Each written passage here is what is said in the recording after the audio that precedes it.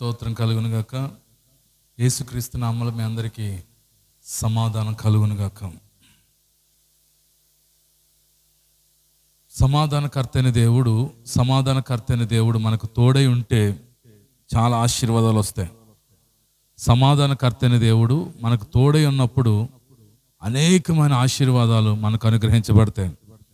వాటిలో ప్రాముఖ్యంగా మనకు దేవుడు తోడై ఉన్నప్పుడు సమాధానం అనేది కనిపిస్తుంది. ఏమన్నా లేకపోయినా, దగ్గర డబ్బు ఉండొచ్చు, లేకపోతే ఐశ్వర్యం ఉండొచ్చు, లేకపోవచ్చు, కానీ ఒక వ్యక్తితో దేవుడు తోడై ఉన్నప్పుడు, ఒక కుటుంబంలో దేవుడు తోడై ఉన్నప్పుడు, ఆ ఇంట్లో కానీ ఆ వ్యక్తి జీవితంలో కానీ కనిపించేది మొదటగా ఏంటంటే సమాధానం. అందుకని ఫిలిప్పీలకు రాసిన పత్రికలో 4వ అధ్యాయము 9వ వచనంలో చూసినట్లయితే, సమాధానకర్తని దేవుడు మీకు తోడయుండును. అప్పుడు సమాధానకర్తని దేవుడు మీకు తోడయుండునని బైబిల్ గ్రంథం తెలియచేస్తా ఉంది. సమాధానకర్తని దేవుడు మనకు తోడై ఉండకపోతే మన జీవితము నెమ్మది ఉండదు, సంతోషం ఉండదు, ఆశీర్వాదం ఉండదనే సంగతి మీకు గుర్తు చేస్తా ఉన్నాను. ఇశ్రాయేలు ప్రజలు ఫిలిస్తీన్లకు బానిసలుగా అయిపోయి బంధించబడిన వారుగా, ఫిలిస్తీన్ల చేత ఓడిపోయిన వారుగా ఇశ్రాయేలు ప్రజలను దోచుకున్నట్లుగా మనము సమూయేలు గ్రంథం మనం చూడగలుగుతాం. దానికి గల కారణం ఏంటంటే, ఫిలిస్తీన్లు అస్తరోతును, ఫిలిస్తీన్ల యొక్క దేవతలైనటువంటి అస్తరోతును, ఇంకా చూసినట్లయితే అన్య దేవతలను ఇశ్రాయేలు ప్రజలు సేవించడం ప్రారంభించినప్పుడు దేవుడు ఫిలిస్తీన్లకి ఇశ్రాయేలును అప్పగించినట్లుగా మనం చూడగలుగుతామండి. మొదటి సమూయేలు 7వ అధ్యాయంలో చూసినట్లయితే మందసం కూడా పట్టబడుతుంది. ఏలీ కాలంలో, యాజకుడిని ఏలీ దినాలలో మందసం పట్టబడినట్లుగా, మందసం ఎప్పుడైతే పట్టబడ్డాదో ఏలీ కోడలంటది తన కుమారుడు పుట్టినప్పుడు ఎకాబోత్, అక్కడున్న స్త్రీలందరూ అంటారు, నీకు కుమారుడు పుట్టాడని సంతోషం చెప్తా ఉండగా మందసం పట్టబడ్డది. తన మామ, తన భర్త, తన ఇంటి వారి యుద్ధంలో చనిపోయారని వార్త విన్న వెంటనే ఆమె ఏమని తన కుమారుడికి పేరెట్టిందంటే, ఆమె చనిపోతే ఏమని పేరెట్టిందంటే ఎకాబోద్ అని పేరు పెట్టింది. ఎకాబోద్ అనే మాటకు అర్థం ఏంటంటే మహిమ వెళ్ళిపోయింది, ప్రభావము తొలగిపోయింది. ఫిలిస్తీన్లకి ఎప్పుడైతే మరి ఇశ్రాయేలు ప్రజలను దేవుడు అప్పగించాడో, అయితే మందసం పట్టబడ్డాదో, ఆ యొక్క స్త్రీ అంటున్న మాట, మహిమను మనము కోల్పోయాం. మహిమ ఎప్పుడైతే కోల్పోతామో, మందసం ఎప్పుడైతే పోగొట్టుకున్నారో వాళ్ళు ఏమైపోయారు తెలుసండి, సమాధానం లేని వారుగా కోల్పోయారు. కాబట్టి ఈ దినము మనము ఆలోచించినట్లయితే మనకు దేవుడు తోడై ఉండాలి. దేవుని మహిమ మనకు తోడుగా ఉన్నప్పుడు మన జీవితంలో సమాధానము, మన జీవితంలో మరి సంతోషాన్ని మనము చూడగలుగుతాం. దేవునికి మహిమ కలుగును గాక. హల్లెలూయా, గ్లోరీ. ప్రియమైన దైవ జనాంగమా, ఒక్కసారి ఆలోచించండి. నీ జీవితంలో సమాధానం లేకపోవడం గల కారణము అపవాదికి చోటు ఇవ్వడం అయి ఉండొచ్చు. నీ జీవితంలో నెమ్మది లేకపోవడం గల కారణము దేవునికి దూరంగా జీవించడం అయి ఉండొచ్చు. ఫిలిస్తీన్లు ఎప్పుడైతే దేవునికి దూరంగా ఉన్నారో, దేవుని యొక్క ప్రత్యక్షత చాలా అరుదుగా ఉండేదటండి. దేవుని ప్రత్యక్షత, దేవుని యొక్క మాట, దేవుని యొక్క స్వరము బహు తరచుగా ఉండేటట్లుగా కనిపిస్తూ ఉంది. మొదటి సమూయేలు గ్రంథం 3వ అధ్యాయంలో చూసినట్లయితే, బాలుడైన సమూయేలు ఏలీ ఎదుట యెహోవాకు పరిచర్య చేయుచుండెను. ఆ దినములలో యెహోవా వాక్కు ప్రత్యక్షమగుట అరుదు, ప్రత్యక్షము తరచుగా తటస్థించుటలేదు. చూసారా, దేవుని స్వరము లేదు. ప్రజలందరూ ఎలాగైపోయారంటే దేవునికి విరోధమైన కార్యాలు చేస్తూ, శత్రువుకి అప్పగించుకుని, బానిసత్వానికి అప్పగించుకుని ఫిలిస్తీన్ల యొక్క అధికారం క్రిందకి వెళ్ళిపోయినప్పుడు మరలా దేవుడు సమూయేలు ద్వారా, సమూయేలుకు దేవుడు తోడేయండి ఇశ్రాయేలు ప్రజలను విడిపించడానికి సమూయేలును వాడుకున్నప్పుడు సమూయేలు చెప్పిన మాట ఏంటంటే, మొదటి సమూయేలు గ్రంథం 7వ అధ్యాయము సమూయేలు ఇశ్రాయేలు అందరితో ఇట్లనెను, మీ పూర్ణ హృదయముతో యెహోవా యొద్దకు మీరు మల్లుకుని ఎడల అన్య దేవతలను అస్తోరోతు దేవతలను మీ మధ్య నుండి తీసివేసి పట్టుదల కలిగి యెహోవా తట్టు మీ హృదయములను త్రిప్పి ఆయనను సేవించుడి. అప్పుడు ఆయన ఫిలిష్తీయుల చేతిలో నుండి మిమ్మను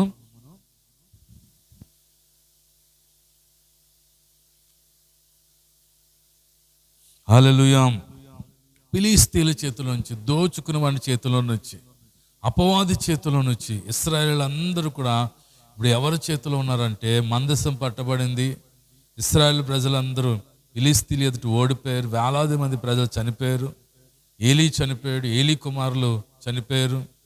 మహిమ వెళ్ళిపోయింది. కంప్లీట్గా వారు ఏమైపోయారంటే సాతాను యొక్క, ఫిలిష్తీయుల యొక్క బానిసత్వంలోకి వెళ్ళిపోయారు. అలాంటి దినాల్లో ఇశ్రాయేలు ప్రజలు దేవుని తట్టు తిరగడానికి ప్రారంభించినప్పుడు సమూయేలు అంటాడు, మీ పూర్ణ హృదయముతో యెహోవా యొద్దకు మీరు మల్లుకుని ఎడల. పూర్ణ హృదయముతో మన జీవితంలో సమాధానము, సంతోషం రావాలంటే పూర్ణ హృదయముతో దేవుని తట్టు మనము తిరగాలి. అంత మాత్రమే కాదు, పట్టుదల కలిగి యెహోవా తట్టు మీ హృదయములను త్రిప్పి ఆయనను సేవించడి. అప్పుడు ఆయన ఫిలిష్తీయుల చేతిలో నుండి మిమ్మను విడిపించును. ఈరోజు చాలా మంది కుటుంబాలు అపవాది చేతిలో ఉండి, ఫిలిష్తీయులకు సాదృశ్యంగా ఉన్నటువంటి అపవాది చేతిలో ఉండి, బంధించబడి బానిసత్వ సంఖ్యల క్రింద ఉండి, కరువులో ఉంటూ, పేదరికములో ఉంటూ, దరిద్రతలో ఉంటూ, అప్పుల్లో ఉంటూ ఎంతోమంది బిడ్డలు నలిగిపోతున్నారు. దానికి గల కారణం ఏంటంటే దేవునికి విరోధమైన జీవితం, దేవునితో సహవాసం లేని జీవితం, ప్రార్థన లేని జీవితం, దేవుని మహిమ కొరకు జీవించకుండా భూ సంబంధమైన జీవితం జీవిస్తున్నప్పుడు అపవాదని సాతాను ఫిలిష్తీయుల రూపంలో ఎలాగైతే ఇశ్రాయేలు ప్రజలని చెరలోకి తీసుకున్నాడో, ఫిలిష్తీయుల్ని ఎలాగైతే దోచుకున్నాడో, ఈ రోజు కూడా అపవాది అనేకులను చెరపట్టుకుని సమాధానం లేని వారిగా, సంతోషం లేని వారిగా అపవాది చేస్తూ ఉన్నాడు. ఇలాంటి దినాల్లో నువ్వు చేయవలసిన పని ఏంటి తెలుసా? పూర్ణ హృదయముతో యెహోవా యొద్దకు మనం మల్లుకోవాలి. దేవుని తట్టు మళ్ళాలి. ప్రభువు తట్టు తిరిగినప్పుడు అంత మాత్రమే కాదు, పట్టుదలతో మనం ఏం చేయాలి చెప్పండి? యెహోవా పట్టుదల కలిగి యెహోవా తట్టు మీ హృదయములు త్రిప్పి ఆయనను సేవించుడి. అప్పుడు ప్రభు మనల్ని విడిపిస్తాడు. పూర్ణమైన పట్టుదలతో ప్రార్థన చేసేవారు ఉండాలి. కాబట్టి ఈరోజు మన హృదయమును దేవుని తట్టు త్రిప్పుకోవాలి. పట్టుదలతో మనం ప్రభువును సేవించినప్పుడు ఖచ్చితంగా ఫిలిష్తీయుల చేతిలోంచి మొదటగా మనల్ని విడిపిస్తాడు. రెండోదిగా ఏంటంటే, పోగొట్టుకున్న మహిమను పొందుకోవాలంటే, పోగొట్టుకున్న ఆశీర్వాదాలను పొందుకోవాలంటే, పోగొట్టుకున్న సమస్తాన్ని దేవుడు తిరిగిస్తాడు. అయితే నువ్వు చేయవలసిన రెండోది ఏంటో తెలుసండి. 8వ వచనంలో చూస్తే, మన దేవుడని యెహోవా ఫిలిష్తీయుల చేతిలో నుండి మనల్ని రక్షించినట్లుగా మా కొరకు ఆయనను ప్రార్థన చేయటం మానవద్దని సమూయేలునొద్ద మనవి చేశాడు. ప్రార్థన చేయడం మానకూడదు. ఒక సేవకుడు ప్రార్థన చేయడం మానకూడదు. సంఘం ప్రార్థన చేయడం మానకూడదు. కుటుంబం ప్రార్థన చేయడం మానకూడదు. మనం ఎంత మాత్రమో ప్రార్థన మానేసాం అనుకోండి, మనం ఇంకా సంఖ్యల బంధకాలకు వెళ్ళిపోతాం.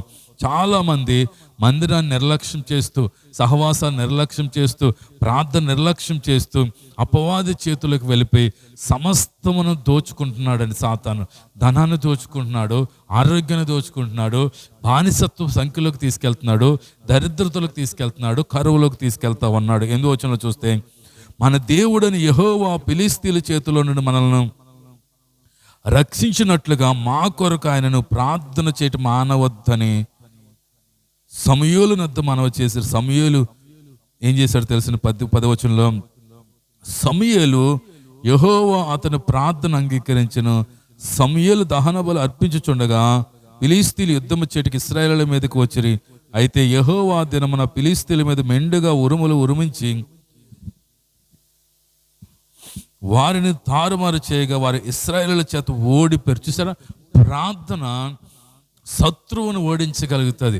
ఎవరైతే ప్రార్థన జీవితం ఉండదో వారి జీవితం ఓడిపోయిన జీవితాలకు ఉంటాయి. నీ జీవితంలో ఓడిపోవడానికి గల కారణం ఏంటంటే, నువ్వు జీవితంలో మరి అపజయం పొందడానికి కారణం ఏంటంటే ప్రార్థన మానేయడమే. దేవుని మందిరాన్ని మానేయడం వలన, దేవునితో సహవాసం మానేయడం వలన, మానక ప్రార్థన మానేయడం వలన నువ్వేమైపోయావు తెలుసా? ఓడిపోయిన వ్యక్తిగా ఉన్నావు. ఎప్పుడైతే సమూయేలు ఇశ్రాయేలు ప్రజలందరి కొరకు ప్రార్థన చేయడం మానక ప్రార్థన చేస్తూ ఉన్నాడో, అప్పుడు ఫిలిష్తీయులట ఇశ్రాయేలీయుల ఎదుట నిలవలేకపోయారట, ఇశ్రాయేలీయుల ఎదుట ఓడిపోయారట. వారు మొత్తం చెల్లాచెదురైపోయినట్లుగా, తారుమారైపోయినట్లుగా మనం చూడగలుగుతున్నామండి. ప్రార్థన ఎట్టి పరిస్థితుల్లో మానవద్దని వారు బ్రతిమలాడుతున్నారు. సమూయేలు నువ్వు ప్రార్థన మానవద్దు, నువ్వు ప్రార్థన పెడుతూనే ఉండాలి, నువ్వు ప్రార్థిస్తూనే ఉండాలి, నువ్వు దేవుని మందిరంలో ధూపం వేస్తూ ఉండాలని చెప్పి ఇశ్రాయేలు పెద్దలందరూ ఏమంటున్నారు తెలుసా? ఫిలిష్తీయుల చేతుల్లో నుండి మాకు రక్షణ కలుగునట్లుగా, ఫిలిష్తీయుల చేతుల్లో నుండి మనలను రక్షించినట్లుగా మా కొరకు ఆయనను ప్రార్థన చేయటం మానవద్దని సమూయేలు నొద్ద మనవి చేసిరి. సమూయేలు కూడా అలా చేశాడని. సమూయేలు దహన బలులు అర్పించుచుండగా ఫిలిష్తీయులు యుద్ధం వచ్చేటికై ఇశ్రాయేలు మీదకు వచ్చిరి. అయితే యెహోవా దినమున ఫిలిష్తీయుల మీద మెండుగా ఉరుములు ఉరిమించి వారిని తారుమారు చేయగా వారు ఇశ్రాయేలు చేత ఓడిపోయారు. ఏమైపోయారు తెలుసండి? ఓడిపోయారు. దేవుడు ఇశ్రాయేలు ప్రజలకి గొప్ప జయాన్ని ఇచ్చాడు. అప్పుడు రాయబడిన మాట ఏంటో తెలుసా? యెహోవా మనకు సహాయం చేసినని చెప్పి దానికి ఎబెనేజర్ అని పేరు పెట్టారు. సహాయం చేసే రాయి. దేవుడు ఇశ్రాయేలు ప్రజలకి సహాయం చేయడం ప్రారంభించాడు. ఎప్పుడైతే నువ్వు పూర్ణ హృదయముతో దేవుని తట్టు తిరుగుతావో, మరి పూర్ణ హృదయముతో దేవుని తట్టు తిరుగుతామో, అంత మాత్రమే కాదు, పట్టుదల కలిగి దేవుని తట్టు తిరుగుతామో, అప్పుడు దేవుడు మనకు సహాయం చేయడానికి ఇష్టపడతాడు. ఆయన ఎబెనేజర్గా ఉంటాడు, సహాయకుడిగా ఉంటాడు.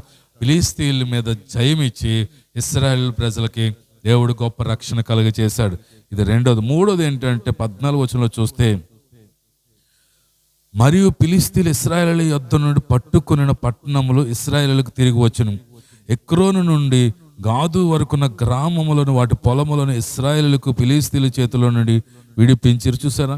పోగొట్టుకున్నవన్నీ, మరి ఇశ్రాయేలు ప్రజలను దోచుకున్నటువంటి ఫిలిష్తీయుల చేతుల నుంచి మరి పొలాలు కోల్పోయారు, ప్రజలను కోల్పోయారు. ఏదైతే ఫిలిష్తీయులు దొంగిలించారో, దోచుకున్నారో, వాటన్నిటిని మరలా దేవుడు ఇశ్రాయేలు ప్రజలకి అనుగ్రహించినట్లుగా మనం చూస్తాం. మరియు ఫిలిష్తీయులు ఇశ్రాయేలు యొద్ద నుండి పట్టుకున్న పట్టణములు ఇశ్రాయేలుకు తిరిగి వచ్చును. ఎక్రోను నుండి గాదు వరకున్న గ్రామములను వాటి పొలములను ఇశ్రాయేలు ఫిలిష్తీయుల చేతుల నుంచి విడిపించిరి. ఈరోజు నువ్వు ఏదైతే కోల్పోయావో, ఏదైతే అపవాది దొంగిలించాడో, అపవాది నీ చేతుల్లో నుంచి ఏదైతే దోచుకున్నాడో, మరలా దేవుడు తిరిగిస్తాడు. ఎప్పుడో తెలుసా?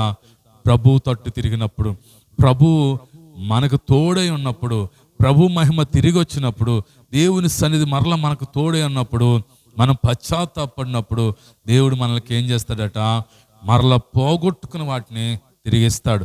కోల్పోయినవన్నిటిని మనకి తిరిగిస్తాడనే విషయాన్ని మీకు తెలియజేస్తా ఉన్నాను.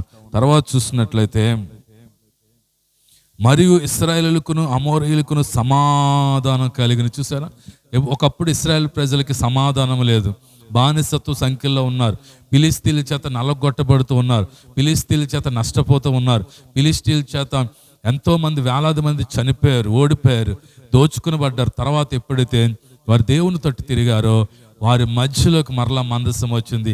మరలా దేవుడు వారి మధ్యలోకి వచ్చాడు, దేవుడు వారి ప్రార్థన ఆలకించాడు, మరలా దేవుడు పోగొట్టుకున్నవన్నీ వారికి అనుగ్రహించాడు.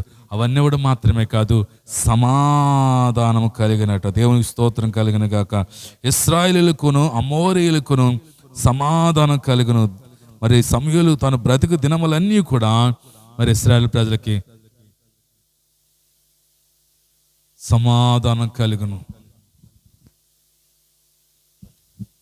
హల్లెలూయా. కాబట్టి సమాధానం కలుగును, దేవునికి మహిమ కలుగును గాక. కాబట్టి ప్రభు మనకి తోడై ఉన్నాడు, ప్రభు మనకి తోడై ఉన్నాడనే విషయాన్ని గుర్తు చేసుకోవాలి.